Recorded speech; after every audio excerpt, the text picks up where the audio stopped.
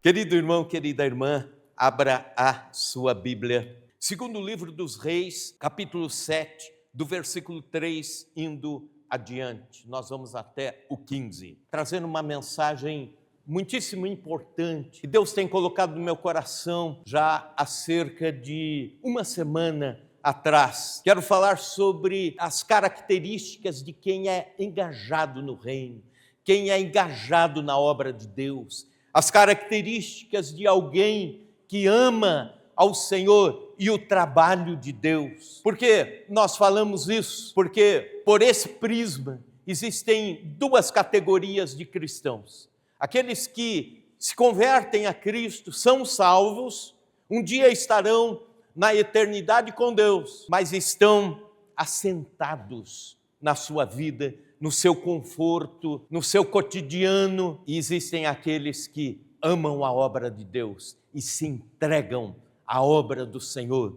E é sobre isso que eu quero falar. O que é engajamento? Engajamento é participação ativa em algo, em algum assunto, em uma causa. Deus, nesta noite, nos dará uma palavra sobre engajamento. Precisamos nos engajar como igreja do Senhor. 4 homens leprosos estavam à entrada da porta, os quais disseram uns aos outros: para que estaremos nós aqui sentados até morrermos?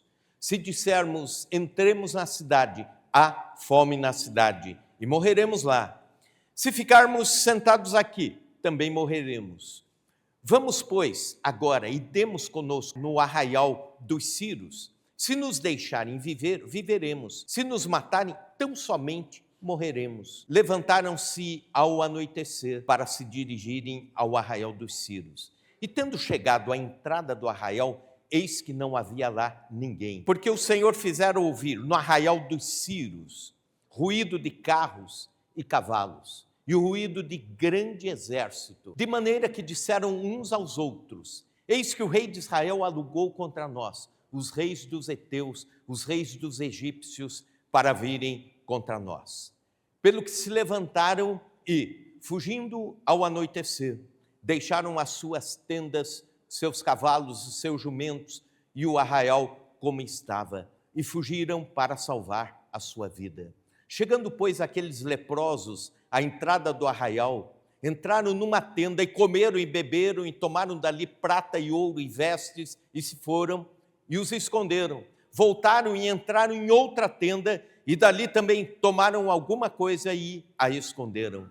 Então disseram uns para os outros: não fazemos bem, este dia é dia de boas novas e nós nos calamos. Se esperarmos até a luz da manhã, seremos tidos por culpados. Agora, pois, vamos e o anunciemos à casa do rei. Vieram, pois, e bradaram aos porteiros da cidade e lhes anunciaram, dizendo: fomos ao arraial dos Círios, e eis que lá não havia ninguém, voz de ninguém, mas somente cavalos e jumentos atados, e as tendas como estavam. Então os porteiros gritaram e fizeram anunciar a nova no interior da casa do rei. Levantou-se o rei de noite e disse a seus servos: agora eu vos direi o que é que os sírios nos fizeram. Bem sabe eles que estamos esfaimados. Por isso saíram do arraial e a esconder-se pelo campo, dizendo: quando saírem da cidade, então os tomaremos vivos e entraremos nela. Então um dos servos respondeu e disse: tomem-se, pois, 5 dos cavalos que ainda restam da cidade, pois toda a multidão de Israel que ficou aqui de resto terá a mesma sorte da multidão dos israelitas que já pereceram. Enviemos homens e vejamos. Tomaram, pois, 2 carros com cavalos, e o rei enviou os homens após o exército dos sírios, dizendo: ide e vede. Foram após eles até o Jordão, e eis que todo o caminho estava cheio de vestes e de armas que os sírios, na sua pressa, tinham lançado fora. Voltaram os mensageiros e o anunciaram ao rei. Samaria estava cercada pelo rei da Síria com seu exército. Rei Ben-Hadad reinou entre 873 a 843 a.C. O cerco era uma estratégia para forçar a cidade a se entregar sem guerra. Então, os soldados inimigos cercavam a cidade, como cercaram de fato, e ninguém entrava, ninguém saía.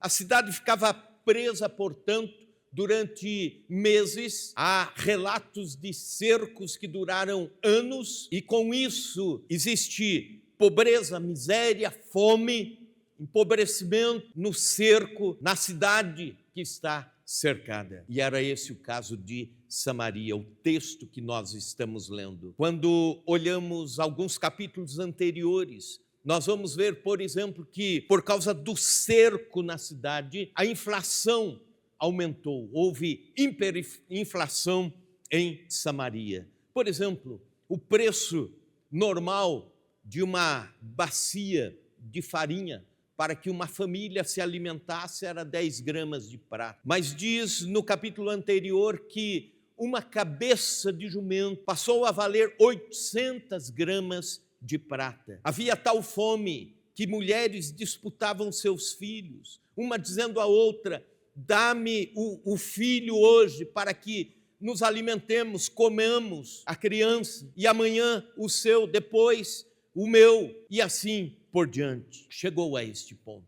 O rei estava desesperado, não sabia o que fazer, estava em pânico. E é nesse contexto, 4 leprosos estão à porta da cidade. Os leprosos não podiam entrar na cidade, não podiam conviver junto com a família, não podiam conviver com a sociedade, eram discriminados, eram segregados por causa da sua enfermidade.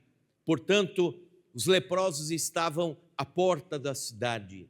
E eles disseram uns aos outros: se nós ficarmos aqui assentados, vamos morrer. Se formos até ao arraial dos Círios, chegarmos lá onde estão as autoridades do cerco, talvez nos deixem viver. Se morrermos, tão somente morreremos. Morreremos lá ou morreremos aqui. Mas vamos. Se levantaram de noite e foram ao arraial dos Círios. Chegando no arraial, a cena era de deserção. Os cavalos estavam lá, as vestes estavam lá, o armamento estava lá, havia ouro, prata e comida em abundância nas tendas. Mas os círios tinham ido embora, fugido. Deus fizera-se ouvir um grande barulho, um grande ruído durante aquela noite. Os círios pensaram: Israel alugou os exércitos dos egípcios, dos heteus, e eles vieram contra nós, então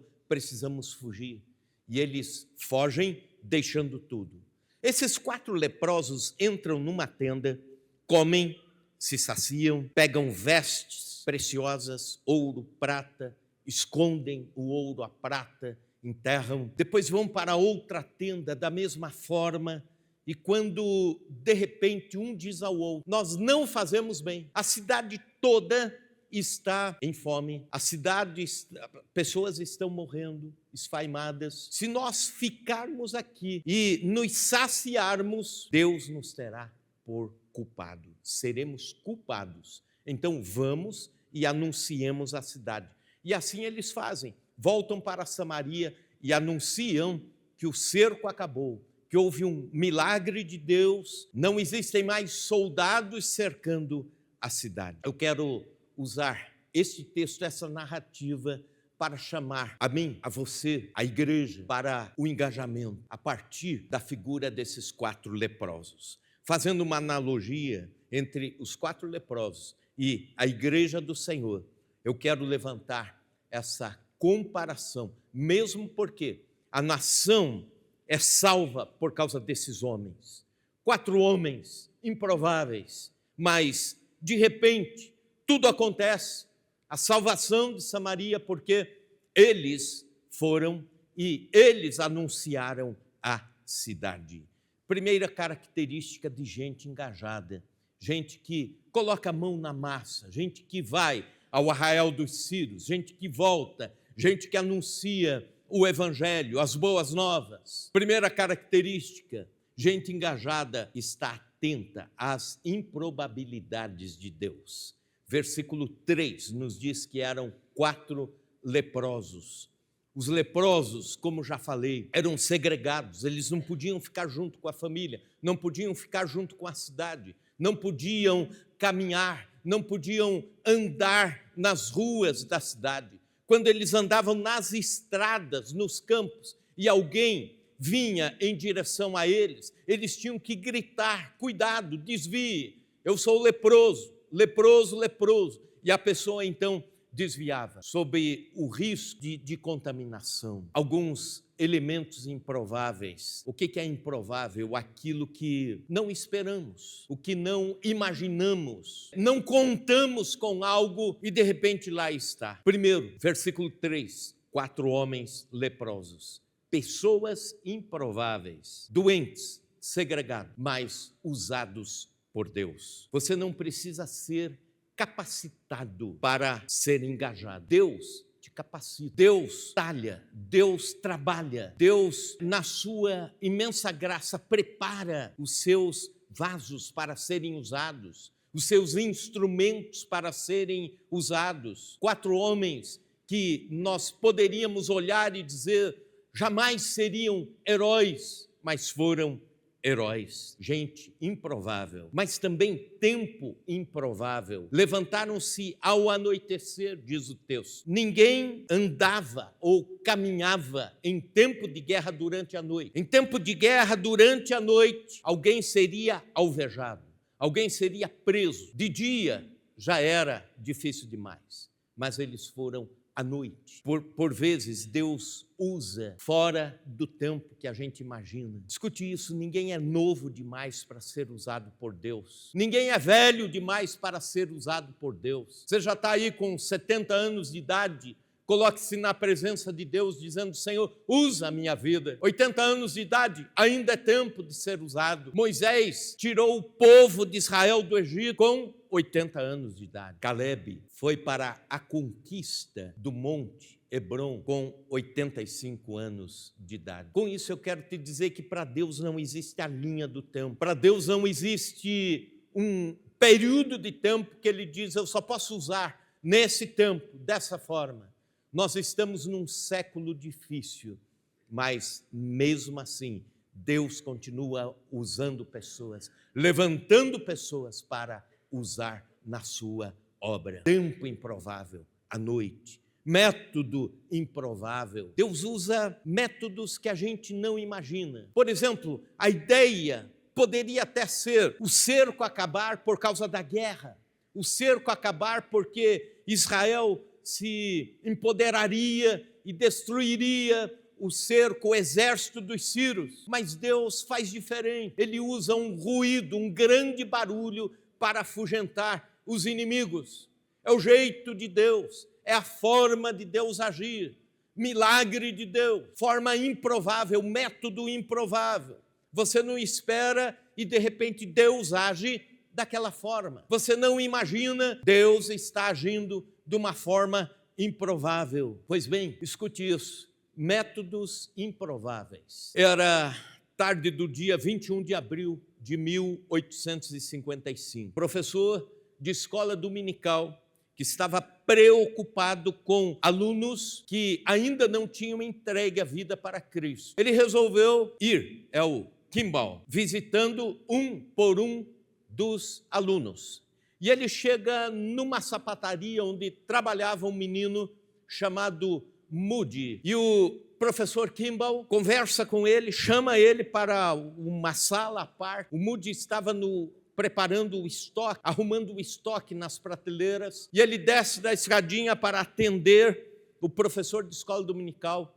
E eles então conversam. E o Moody, com alguns minutos de conversa, entrega a sua vida para Cristo. É salvo, alcançado por Jesus, dentro da loja de calçados. Mas o tempo passa e Moody se torna um grande evangelista. Ele leva centenas de milhares de pessoas para Cristo. Dentre elas, ao longo da vida de Moody, ele leva Wilbur Capman aos pés de Cristo. Mas aí o Capman se torna um grande pregador, porque admirava o Moody. E ele dizia: quero ser como Moody. Capman começa a pregar também o evangelho ao redor dos Estados Unidos da América. Nas pregações, ele ganha para Jesus um grande desportista, jogador de beisebol, Billy Sunday. O Billy Sunday começa também a pregar e testemunhar pelo país inteiro. E pessoas vão até Cristo, pessoas rendem-se aos pés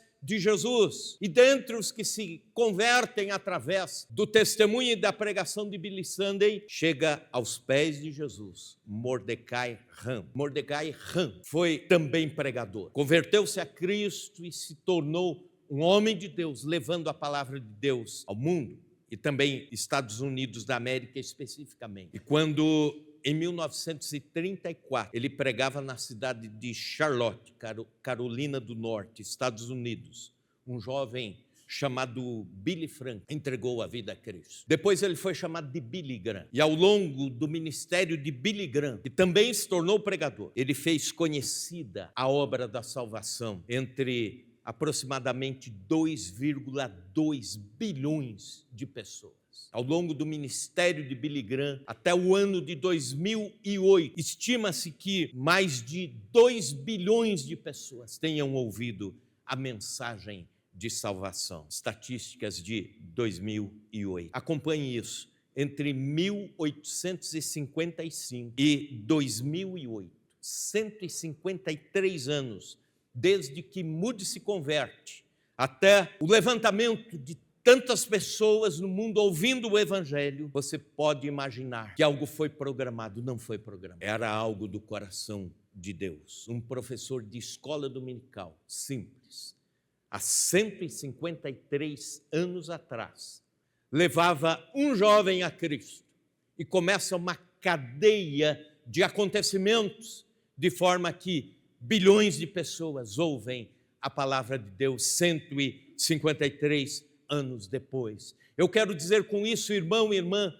que não importa o quanto você tenha algum status ou não, o quanto você tenha algum preparo a mais ou não para servir a Deus, Deus pode usar você como usou aquele professor de escola dominical para levar um a Cristo, levar um aos pés do Senhor. E uma cadeia de acontecimentos acontece. Entregue sua vida, consagre a sua vida aos pés do Senhor, dizendo: eu quero, Senhor, ser usado por Ti. Usa-me, Senhor. Segunda característica de gente engajada, tem iniciativas. Versículo 4, estavam assentados, posição de inércia, posição de estagnação. Disseram uns aos outros: vamos ficar assentados aqui até morrer, vamos levantar, vamos ao arraial dos Círios. Se nos deixarem viver, viveremos, senão morreremos lá, mas vamos morrer aqui também. Gente assentada no âmbito do Evangelho, gente que está em posição de inércia, estagnação. C.S. Lewis foi talvez um dos grandes filósofos e pregadores, também convertido a Cristo. Ele diz: nós temos a tendência de pensar,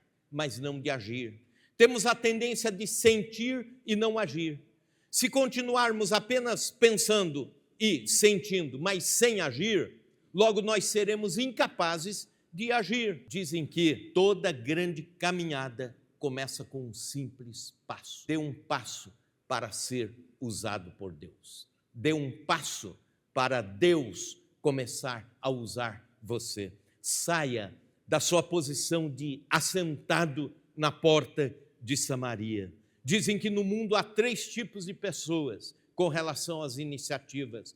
Primeiro, as que assistem as coisas acontecer. É a maioria das pessoas. Segundo, as que não se dão conta das coisas acontecendo. É aquelas que nem querem saber o que está acontecendo e nem assistem. Terceiro, as que fazem as coisas acontecer. Que Deus levante na IPI de Chapadão, que Deus levante entre nós, que Deus levante entre o povo de Deus, gente que faça as coisas acontecer. Aleluia. Gente engajada, gente consagrada, gente que tem iniciativa, gente que faz algo para o reino de Deus. Observe que as pessoas sem iniciativa vivem constantemente arrependidas pela inércia, arrependidas porque algumas oportunidades apareceram e se foram. Oportunidades desperdiçadas, Dizem que daqui a 20 anos estaremos mais arrependidos pelas coisas que não fizemos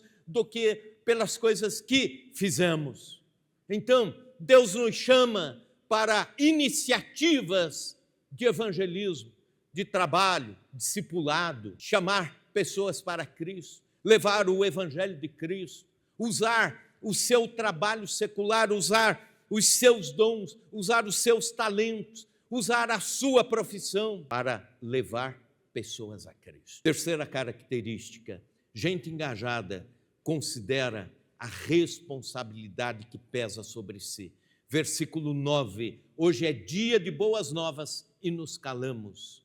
Eles chegam até o arraial dos ciros e chegam esfomeados, eles vão comer, eles encontram riquezas, eles encontram ouro, encontram prata, o visual muda, estavam condenados à morte pela lepra, estavam no cerco, estavam sem comer, quem sabe por dias, não sei por quanto tempo, mas quando eles veem comida, as riquezas, as possibilidades, o coração se volta ali para tudo que eles estão vendo, mais um entre eles, quem sabe, com a consciência do engajamento com a cidade, diz, é dia de boas novas e nos calamos. É dia de boas novas, é dia de anunciar a Samaria que o cerco acabou, o perigo acabou, uma cidade sitiada estava agora liberta, mas não sabia que estava liberta, não sabia disso. Os 4 leprosos estavam ricos, saciados, e uma cidade inteira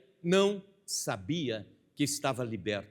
Alguém precisava anunciar as boas novas. O evangelho é o evangelho de boas novas. Aliás, a palavra evangelium, que é evangelho no grego, é exatamente isso. Boas novas, boas notícias. Gente engajada leva boas notícias, anuncia a salvação. Gente engajada proclama libertação. A igreja, como os 4 leprosos, tem a tendência a esconder a prata e o ouro, a se saciar com as riquezas espirituais. Sacia-se com os manjares espirituais, não reparte com aqueles que estão em Samaria.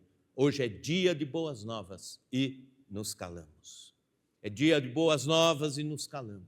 Observe isso, nosso planeta tem 8,2 bilhões de habitantes. Sabe qual o percentual de gente que nunca ouviu falar do Evangelho? 42%. Nunca ouviram nada, nenhuma expressão do Evangelho.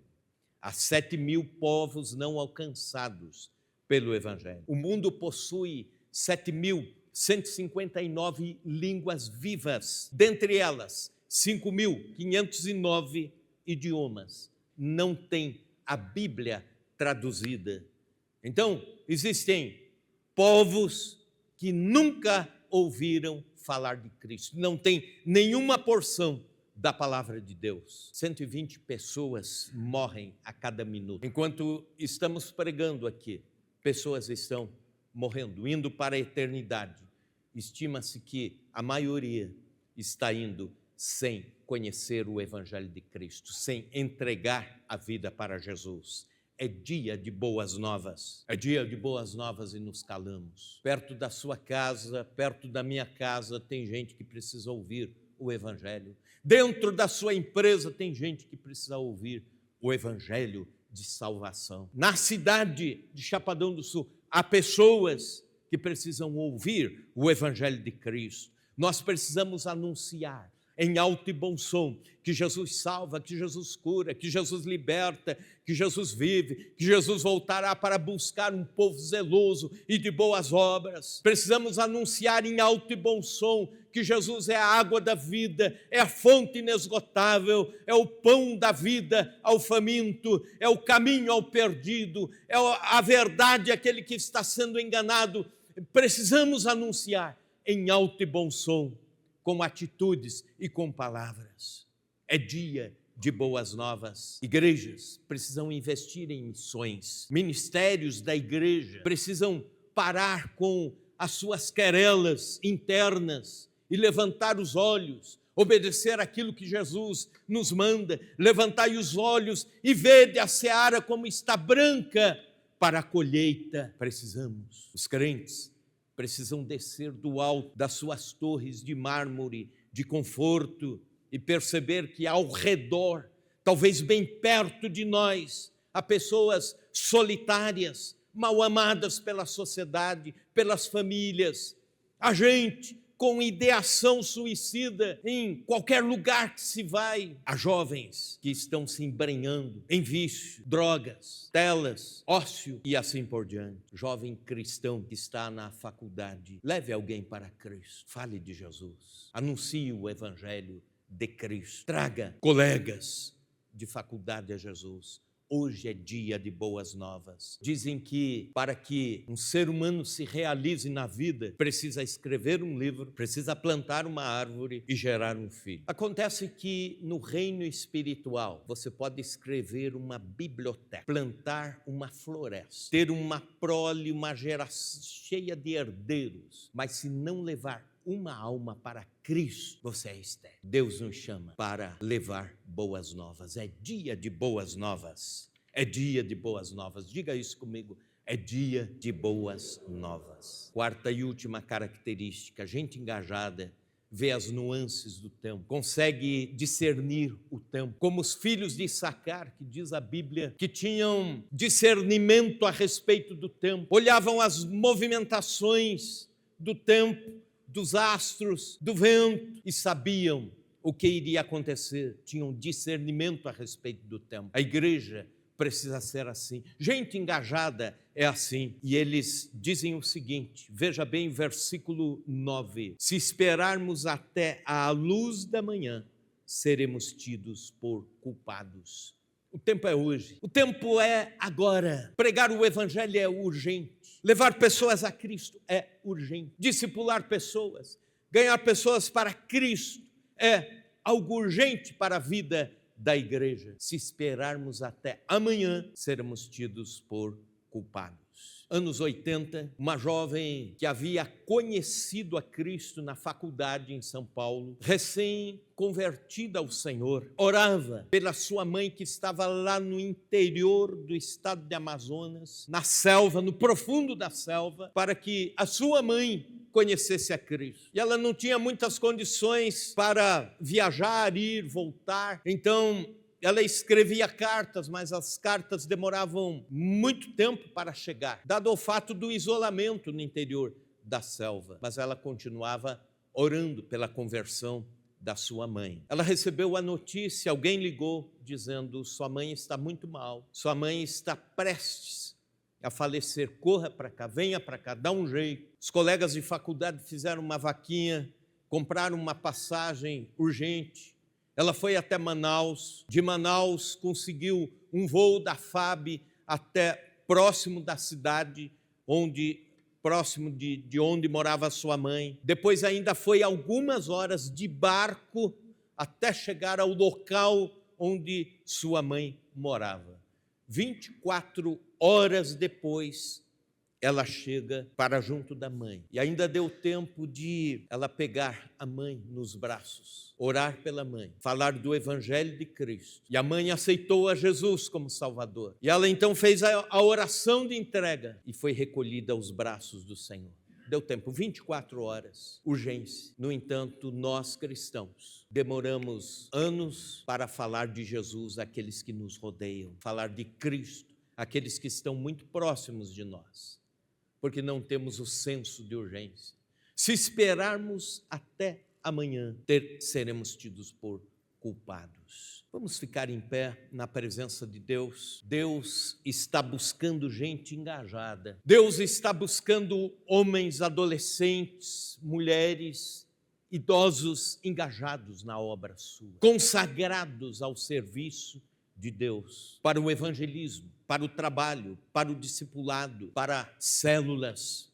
Deus está nos convocando para esse tempo de última hora da igreja na face da terra. Quem são os engajados? São aqueles que atentam às impossibilidades de Deus, que se tornam possíveis dentro dos milagres de Deus. São aqueles que têm iniciativa. Quem são os engajados? Aqueles que consideram a sua responsabilidade Quem são os engajados? Aqueles que leem as nuances do tempo e estão prontos para as urgências do Evangelho.